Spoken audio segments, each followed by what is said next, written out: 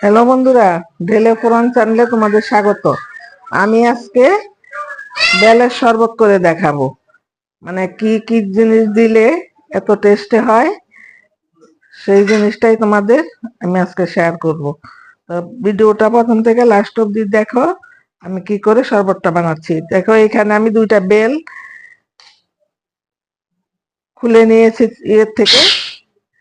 এবার আমি এটা মেখে নেব। কিছুটা জল দিয়ে দিলাম, সেঁকে নেব। কারণ আঁশগুলো থাকে, সেই আঁশগুলো তাড়াতাড়ি বের হয়ে যাবে।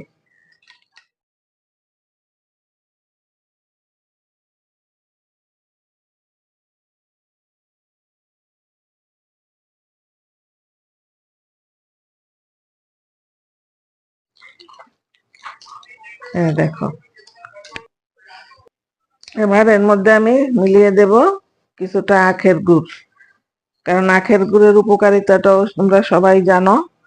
মিষ্টিটা তো 100 পরিমাণ টক দই। এই গরমে টক দই খাওয়াটাও কতটা উপকার তোমরা সবাই জানো। এই 3টা জিনিস যে এত, ওটা দিয়ে আজকে তোমাদের আমি রেসিপিটা করে দেখালাম।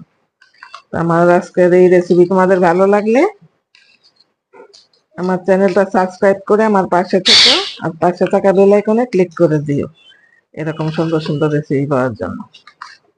আমি একটু জল মেশাবো,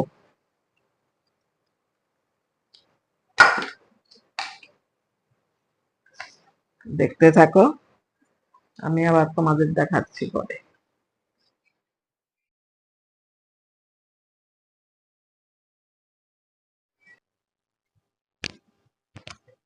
দেখো গ্লাসে কতটা লোভনীয় লাগছে।